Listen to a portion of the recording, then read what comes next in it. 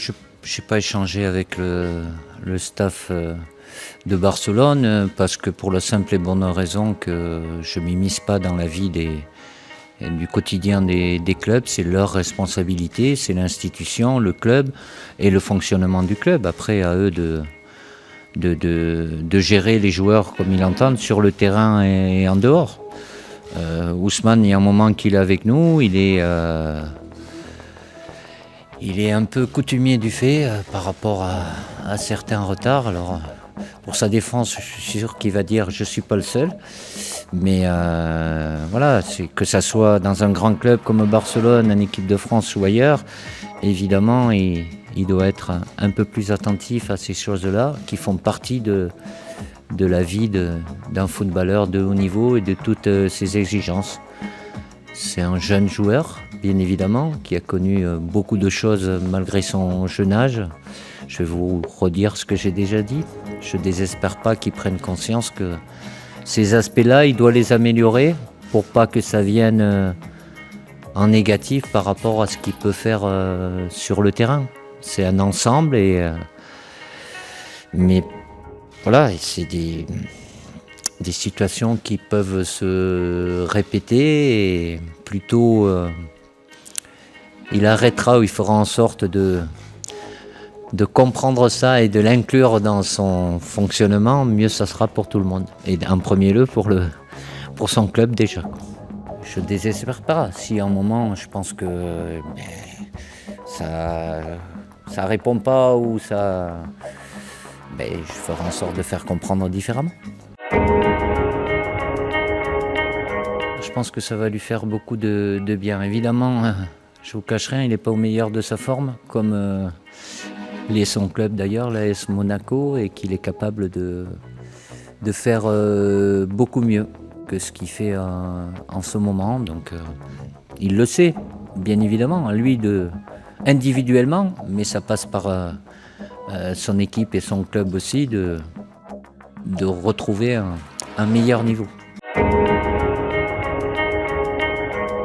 C'est quelqu'un qui écoute et qui doit être amené à corriger certaines choses, mais bien avant, il avait fait beaucoup de très bonnes choses aussi. Beaucoup d'entre vous se demandaient pourquoi il n'était pas titulaire avec nous. C'est parce qu'il y en avait un autre forcément. Donc sur la valeur, ce qu'il est capable de faire, c'est bien évidemment supérieur à ce qu'il a fait le dernier rassemblement avec nous. Il est dans un poste où défenseur, la moindre erreur peut être fatale aussi, mais il est encore dans pas l'apprentissage, mais il a une marge de progression importante et ça passe par des moments aussi parfois un peu difficiles, mais je suis convaincu qu'il n'y a pas de souci avec Kim sur ce qu'il est capable de faire. Après, c'est un peu de tout, certainement un peu plus de concentration par moment, un peu plus de lucidité pour gagner en efficacité,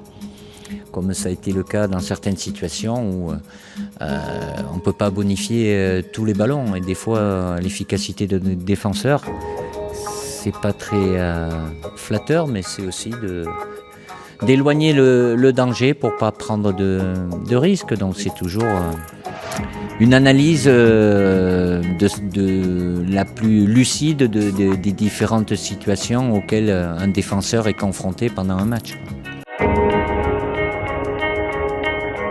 Je sais que vous aimez bien la hiérarchie, il y en a une forcément, ça n'enlève en rien ce qu'a fait Alphonse et ça lui a permis de prendre encore plus confiance avec les 2 matchs qu'il avait joués avec nous. C'est à mettre à son crédit, mais c'est pas au détriment de Steve par rapport à ce qu'il avait fait avant. Après, il a eu une période aussi un peu difficile, Steve, avec quelques petits pépins musculaires liés aussi à la performance de son équipe qui a eu des périodes aussi difficiles. Donc il n'y a pas de remise en cause ou voilà, c'est pas par rapport à un match. Tant mieux pour celui qui joue et qu'il soit bon, mais c'est pas forcément au détriment d'un autre qui est absent, comme Steve était avec nous à la Coupe du Monde. Le match qu'il a eu à faire contre le Danemark, il a été performant. Il avait été aussi sur les matchs que je lui avais donnés avant. Donc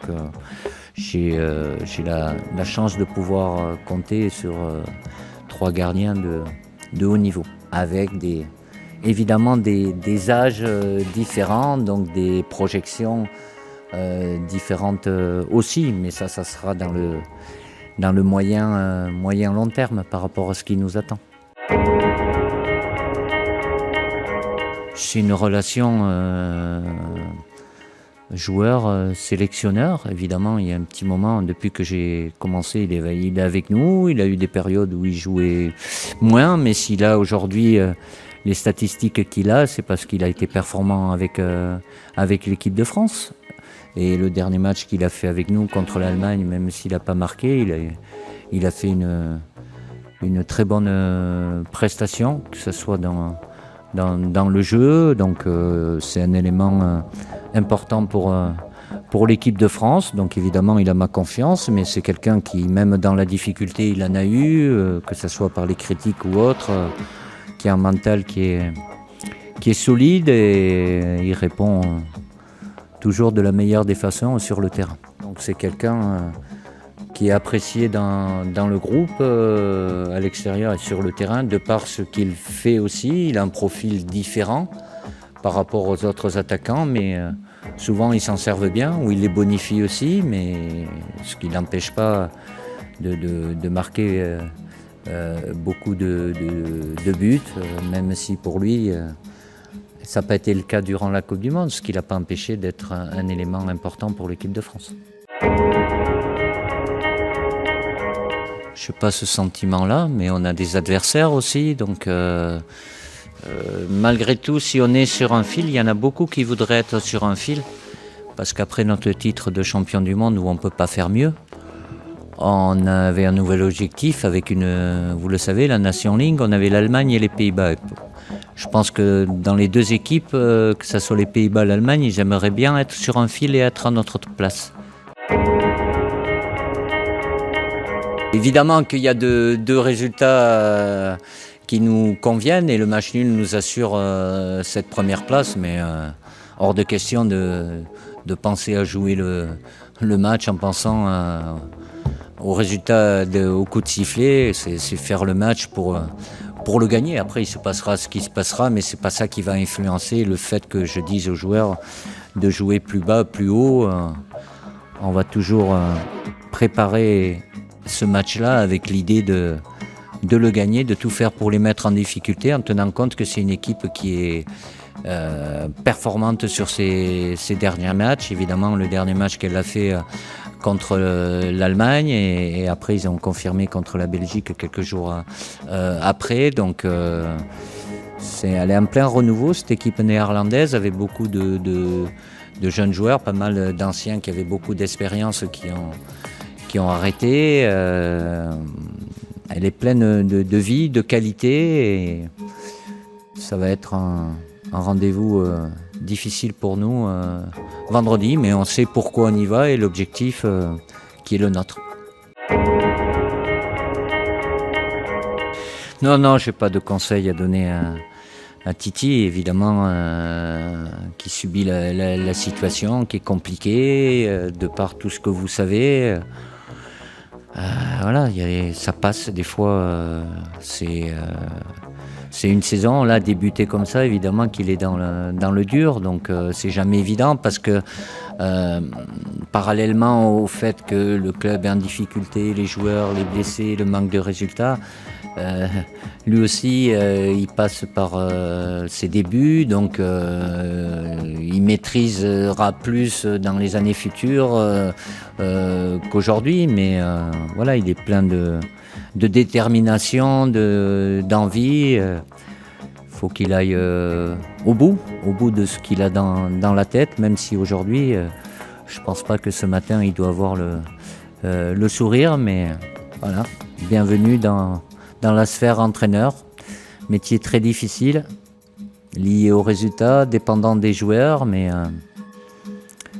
le meilleur est à venir, c'est tout le mal que je lui souhaite.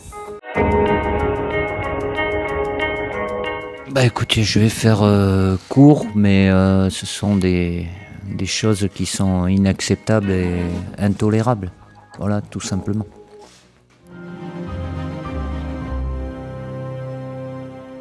Et n'oublie pas, tu peux cliquer sur le blason Téléfoot là juste à droite pour t'abonner à la chaîne et du coup ne rien rater du contenu exclusif. À la prochaine!